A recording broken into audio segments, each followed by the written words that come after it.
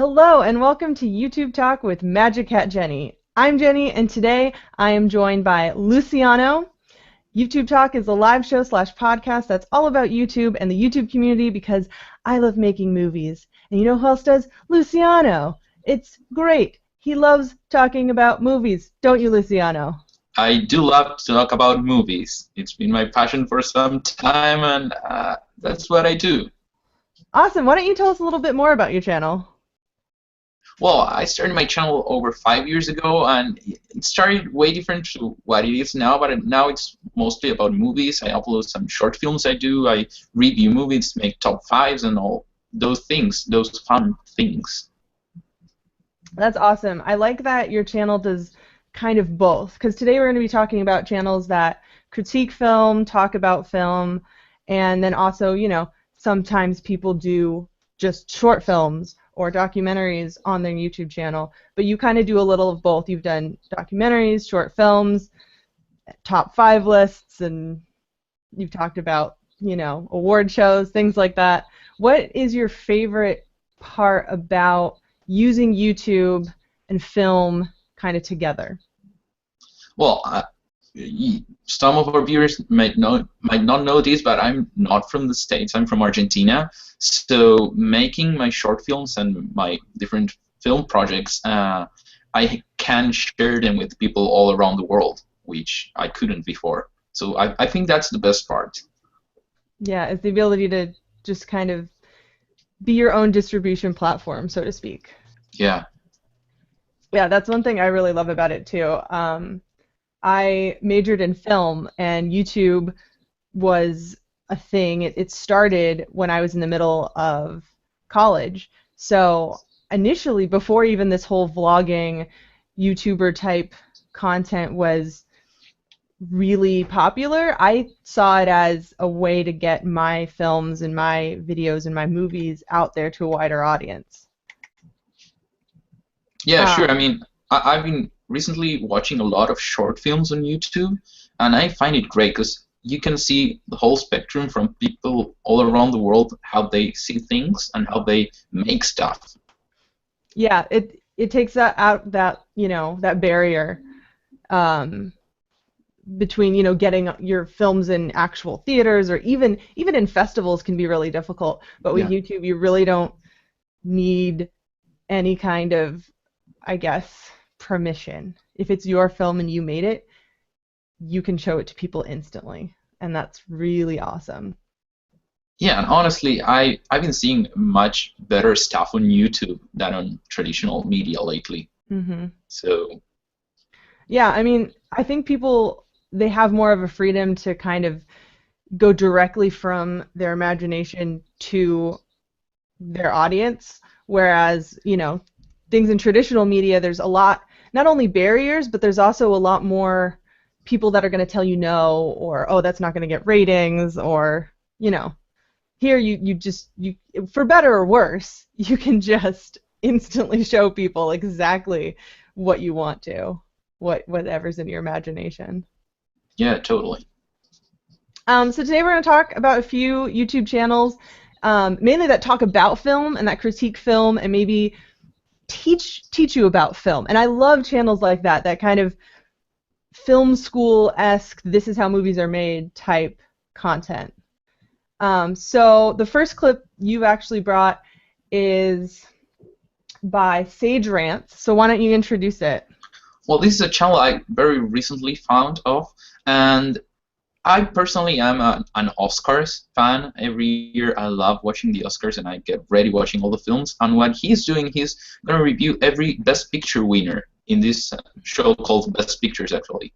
So he's going to go analyzing every winner and why it deserved winning, which I think is really great, and it's a good idea for an online show. Awesome. So well, we have a short clip. Yeah, one of his latest videos. Awesome. Go ahead and roll the clip, Jim.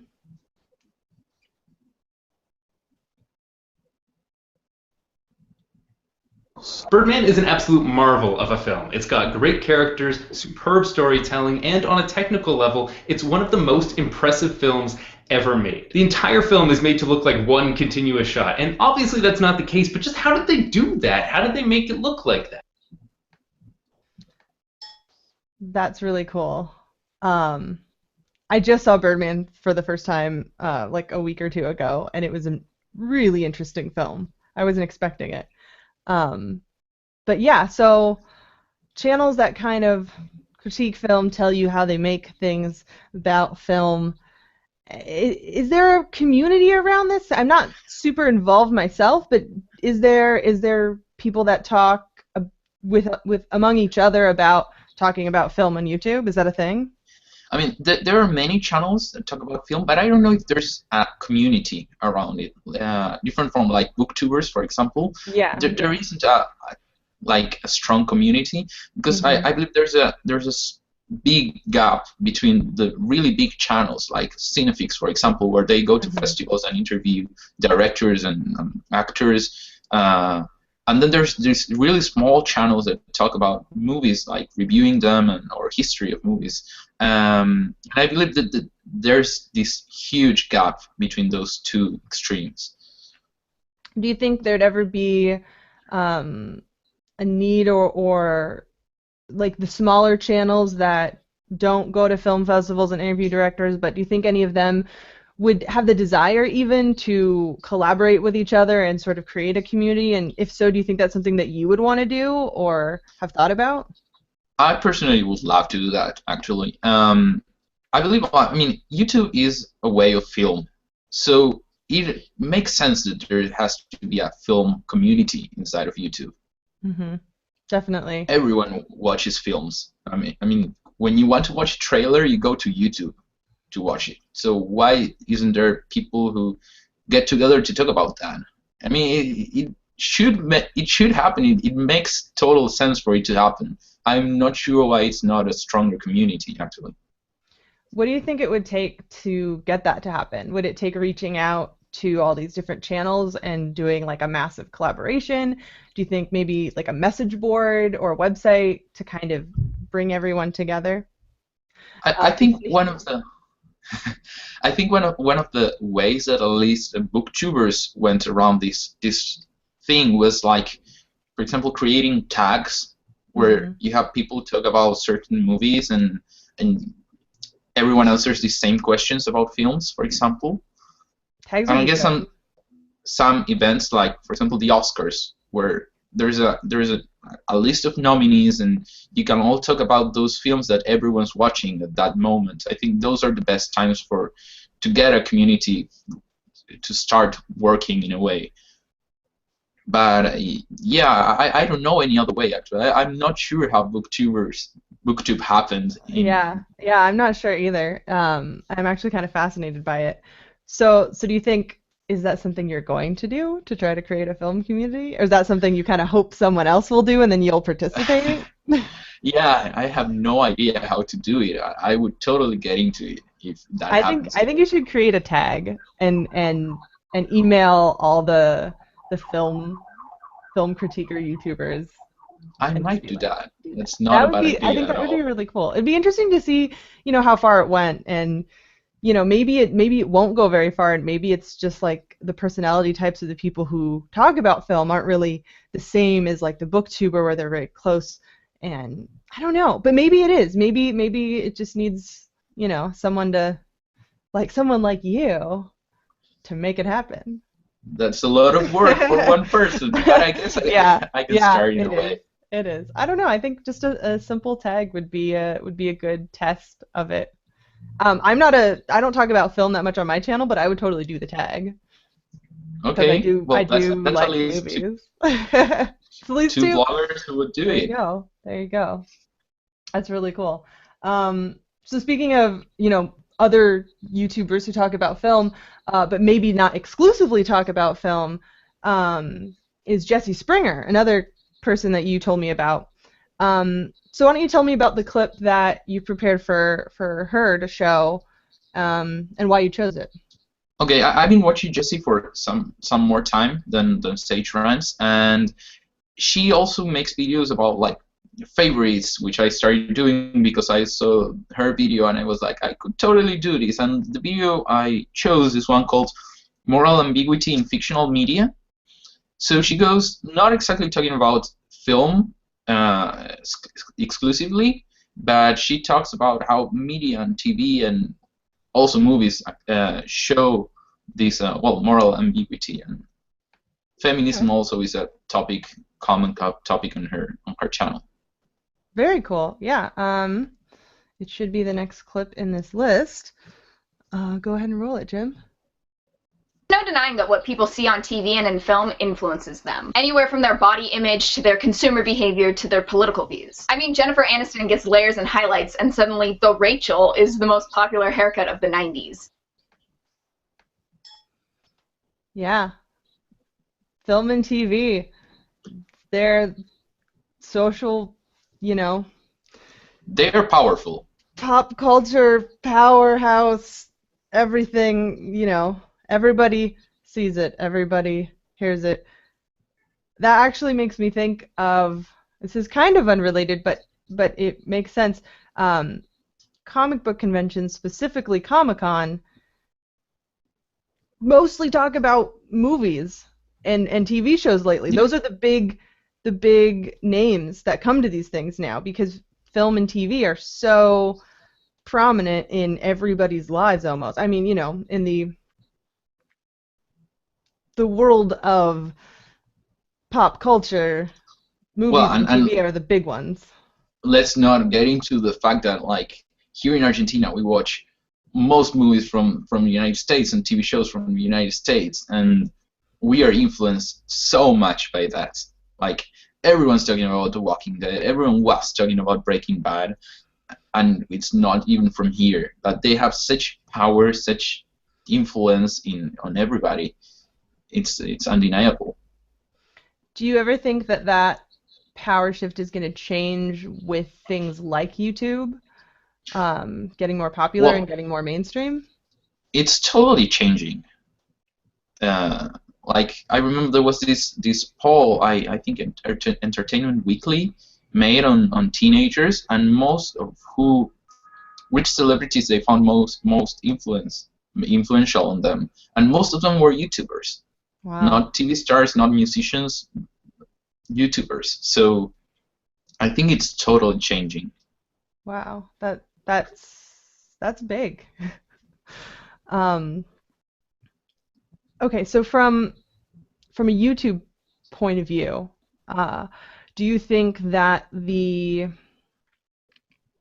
I guess YouTube becoming more mainstream, becoming more pop culture, more industry, do you think that is having an effect, positive or negative, on, the average YouTuber who sits in their bedroom and just talks about their life? Because I've heard arguments from people saying that, oh, YouTube is becoming too much like film and too much like TV, and it's ruining it. So what is your opinion about that? I think a good example is what happened with Bitcoin. Like, if we take what was Bitcoin the first 2 or 3 years, especially the industry day, it was like keynotes about how to improve your video, and all of a sudden you had the CEO of DreamWorks talking at Bitcoin. Mm-hmm. Yeah. And only in a matter of 5 years, it changed completely.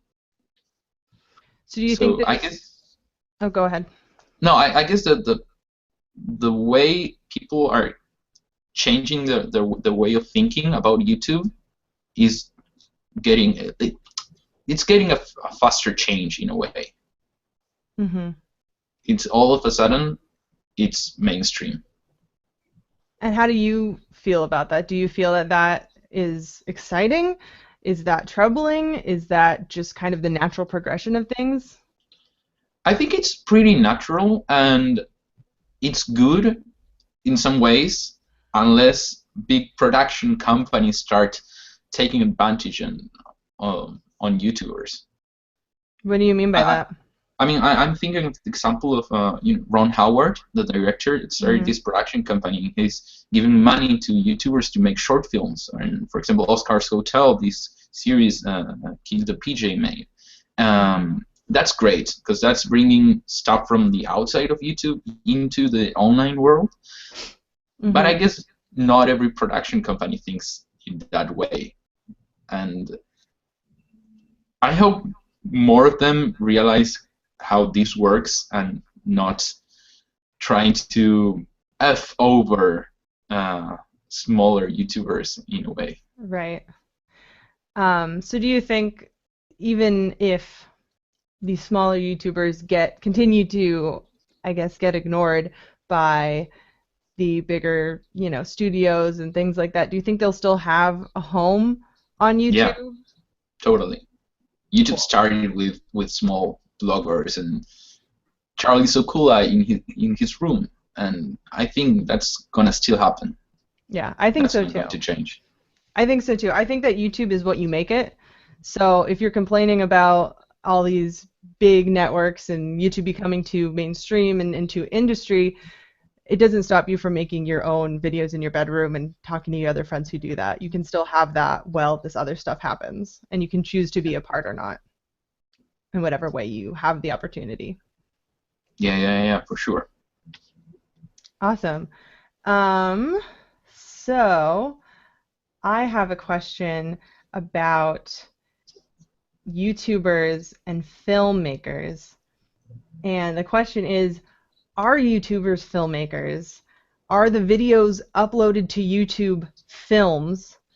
And if not at all, then at what point do they become films instead of someone just filming themselves talking to a camera?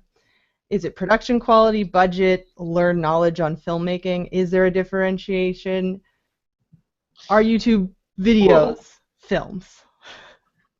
I know it's a big question. I think both terms are like laying over one over the other right now.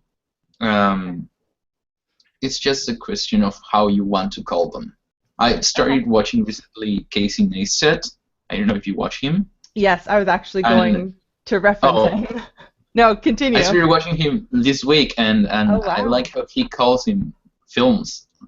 Yeah, I've been watching his videos for a few years now, and he does talk about that. He says, this is my film, and it's a short YouTube video, and even his daily vlogs, he says, these are my films, these are my movies, I'm a movie maker, I'm a filmmaker. Do you agree with that?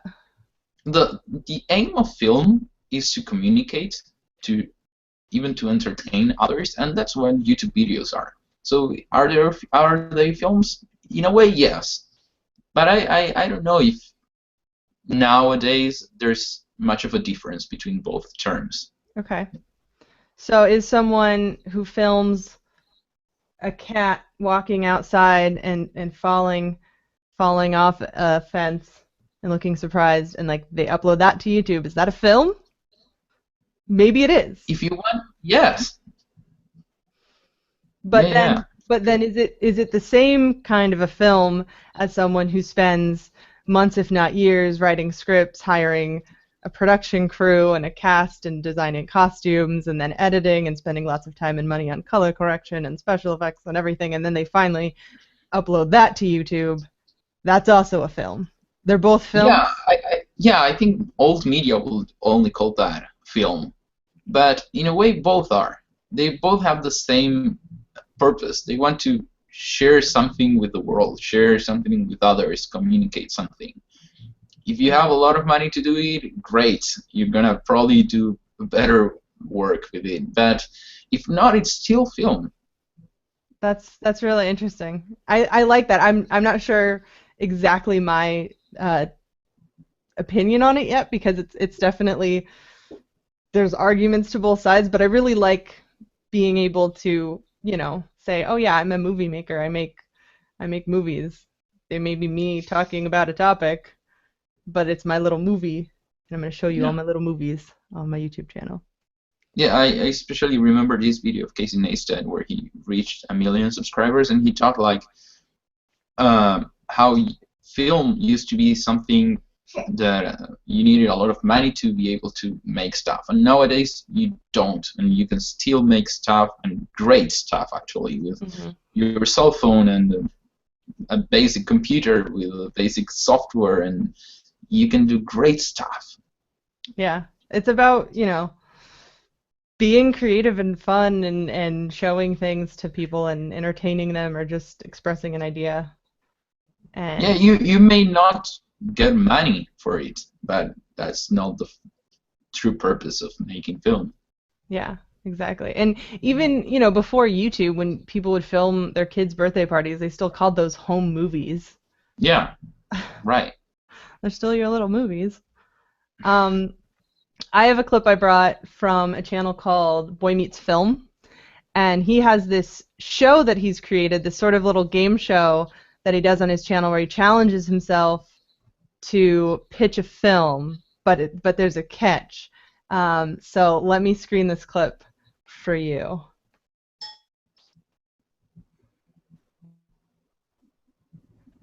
On the index card, it's going to say a genre, a character or characters, and a setting or location. What I have to do is take these three things and in 60 seconds come up with a pitch for a movie. Now, it may not be a super coherent pitch, but I have to get a storyline of some kind together.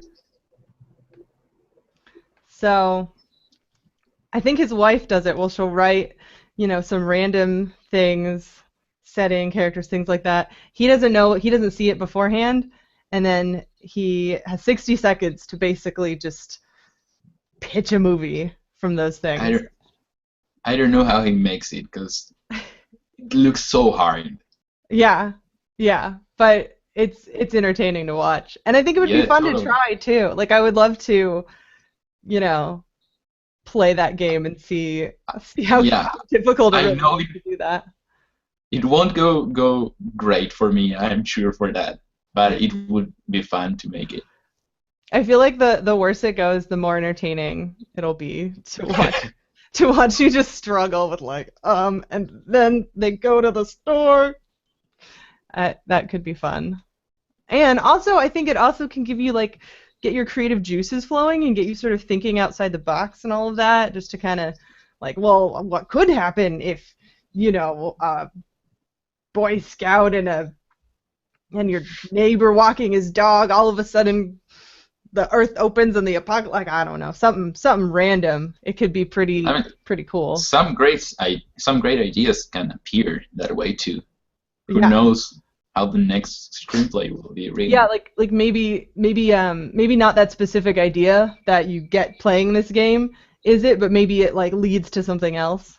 So it could be maybe a cool just exercise. A character or a situation or a place can appear, and then you have a whole different idea based on that. So yeah, that's cool. That could be fun. I really like narrative type content on YouTube. I've played around with it before in the past, sometimes for comedy, like sketch type stuff, but other times, dramatic, even fantasy. And I think, it's much harder than vlogging to a degree because, you have to plan things, which with vlogging, sometimes you can plan things, but sometimes you just turn on the camera and start talking. Especially vlog or tag videos, zero preparation is needed really, but narrative type stuff. Actually, I watched your most recent video where you did that short film based on a poem. Yeah, that was really cool. I really like that. Thank you. Did that take a lot of time to prep? Did you storyboard it at all? Not really, because it was a task for university and I had very short time to make it, so it was quite simple, but I think it turned out better than I expected. That's cool. I love the narrative stuff on YouTube, especially shows, like web shows. Yeah. There's so many great web shows out there, and some of them are very simple and done in a kind of vlog type format. That's very familiar, very YouTube-esque. But then some also are very traditional. So the kind of vlog type format show, ones that I'm thinking of is Lizzie Bennett Diaries and Emma Approved. And then the more traditional type ones, Job Hunters is a really good example. Yeah, well, I don't know if you've seen New Adventures of Peter and Wendy, which I have. mixes in a way Yeah, it a mixes bit the of both. two. Yeah, definitely. I've also, and this is kind of a random subgenre I found, but I've been watching some web shows about LARPing, live action role play, Oh, and some of those are scripted shows about LARPers and like their life when they're LARPing and when they're not LARPing and their like relationships with each other. Then I've seen some that are like a reality show, like watching a LARP happen and then interviewing the LARPers and like intercutting it like a reality show would with the confessionals. But it's all actually happening. It's like it's a real LARP you're watching. that's And then great. I've seen some others which kind of bring in the elements of LARP but are kind of just fantasy shows on their own. Like they take all the things and the costumes and stuff that they do in their LARP, but then they just like write an actual script about these fantasy characters. So there's so many different things you can do, even with taking one idea and making it into an episodic or a show with multiple episodes, a series. I really like that. That's actually one of the first things I saw on YouTube, and I thought that's cool. I want to do that. Was a web show called Prom Queen, and it was kind of like a horror mystery show. And this was like back in like 2006, 2007. I don't know if it's still on YouTube or not anymore, but it was this sort of murder mystery. Someone's gonna kill someone on prom or something like that. But it was made for the internet, and it was one of the first times I'd seen something like that. Um, there's a lot of different ones out there. There's a lot like coming up, and it's really exciting. Yeah, here in Argentina, it's not something that's done a lot. There are very few web shows actually, and I believe there is a big market for them in a way. And I would love to work on that. Like I would love to make some good web show. Yeah, I really want to do something if I can as a collaboration with people, but like a remote collaboration. Yeah, So, and that takes a lot of thought and creativity I'm because planning. Yes. yeah, but it's something I've been wanting to do for a while. I just need to figure out exactly how that's going to work with like bringing clips from other people and creating something. But the more web shows, the more short films on YouTube that I watch, the more I realize that you can utilize the YouTube platform to aid to the storytelling of your show and social media and things like that. You can bring that all together, and that's Yeah, it's amazing. yeah, and also people can watch it for free, and Yeah, you have so many ways to promote it and share it with others, and that's the best, I guess. yeah, definitely. Um, so I know there's a few YouTube award show, maybe not YouTube, but like the Webbies Yeah, and streaming the is. Shorties and the Streamies. I'm not super aware of those. I know you were really into award shows. Do you watch those at all? Well, recently the streamies happened, and I didn't watch them. I watched them a couple of years ago, and they are the weirdest thing because you see how um, like old media people are trying to organize these shows, and so they bring some V-list celebrities from TV to host it, and it's so awkward because you Wow. have I don't know It's so new, six. so they're probably trying to figure out what it is they're doing and how to do it, but they're not quite there yet. Yeah, I haven't watched the streams this year, but I remember how awkward it was when Grace Helbig and Han Hart hosted it, because you realize how other people wrote the jokes and they were really weird. Like they didn't understood how the internet works. And something Yeah. similar happened when YouTube made the Comedy Week Oh, I some remember years that. ago. Yeah, that They was were all weird. yeah, comedians from TV, and they didn't understand what they were doing there. And you have so many people on the internet that make great stuff that are really funny, and you could have used them, especially being the YouTube Comedy Week. Mhm. And it totally flopped, and everyone Mhm. realized that. Yeah, as much as YouTube is becoming more and more pop culture, there's still a big gap of understanding and culture there, that these types of things you really kind of see that gap where people don't understand each other, or it's just they try to make it a thing, but it's not going to work together. And so, like, know. there's different way of talking. There's different words that are used on blogs and on the internet in general that are not used on TV, and people from TV don't understand. So when they go online, they many times screw up, Yeah. especially with the use of memes. Yeah. Those are really bad. It's definitely funny to see people who don't understand memes or internet slang to use them. Sometimes I do it wrong on purpose because I find it really funny. But so you really like award shows, I'm specifically the Oscars, right? Yeah, I'm a big fan of the Oscars. When I was at the Kodak Theater, and now it's called the Dolby Theater in LA, I was freaking out. I loved it. That's awesome. Well, I have a clip from your channel that I want to show. Oh, And I don't know what it may or is. may not be related to your love of award shows. So Oh. I'm just gonna screen it. Little clip. Okay, go ahead, Jim. Golden Moore, Rachel Lowe, Norton Brody, and the foe.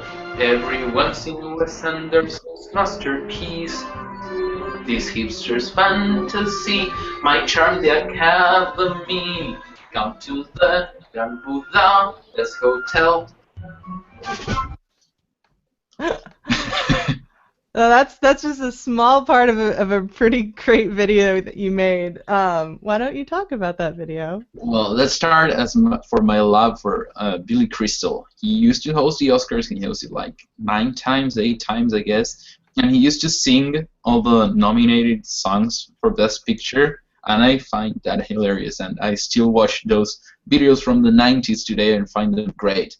So I wanted to do it, and I did it twice. It was my second time doing it, and it takes a lot of time because you have to watch all the movies and then think of one parody for each one, and it takes a lot of time to write and record and edit too, but it's a lot of fun.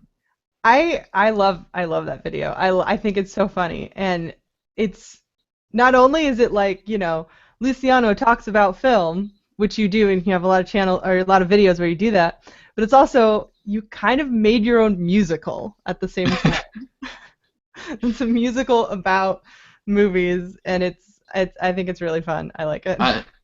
I love writing parodies. I think it's a lot of work, but it's a lot of fun too. It's just a problem with how bad I sing. If I sang a bit better, it would be great, but I have to improve that bit of them. You should do it as a collab for the next one, maybe. Get a few other people singing with you, maybe a little chorus behind you or something. That could be really cool. That's a good idea, actually.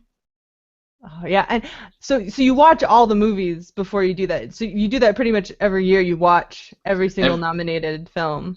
Yeah, at least for Best Picture, and it's a bit of a problem because here in Argentina, all those movies are released between January and February. They are released a bit later than they're originally released in the States.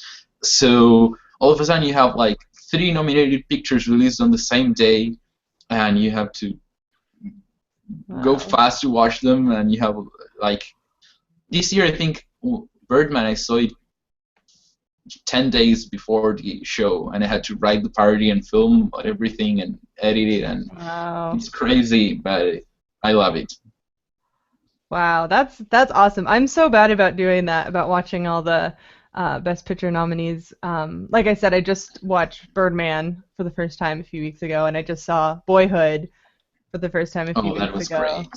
Yeah, I love Boyhood. It was really interesting. Well, I was gonna say, I think the only film that I saw when like the Oscars were happening, or before the award show, the only one I'd seen was The Grand Budapest. So yeah. that was like, it's Wes Anderson, and I have to. He's great. I love those. Well, cool. Is there anything else you want to talk about, film and YouTube, before we wrap up the show? Well, I guess talk about a bit more about the Ron Howard project. Okay. Yeah, Ron Howard. Like, there's so much great stuff, some great quality stuff on YouTube. This was not part of this project, but I remember the short film Septum, which was made by this British girl. I don't remember her name. The channel is Chewing Sand, which was amazing. Yeah. It was a great short film. I love it, and there's so much great quality stuff nowadays on YouTube. Yeah, you have to find it, but once you do, it usually will open up to the world of yes, film quality content. And I think, even if you're just a small YouTuber making videos in your bedroom, you can still, try and make your own movies if you want, narrative. I mean, I was doing it before YouTube existed. Don't let your lack of money, funding, or high quality equipment stop you. If you have a story, just tell it. You have to be creative to think what kind of story I want to make, and with no money, what can I make? And there's a lot of stuff you can do without spending a single dollar. Definitely. You just have to, just do it. Yeah, be creative and want to do it, because it's great. I love it whenever I upload a short film or whatever project I make for university or for my own, when you see the first comment and you see, like, well, someone watched it, someone liked it, someone took their time. Yeah, that's great. Yeah, awesome. I love movies and I love YouTube.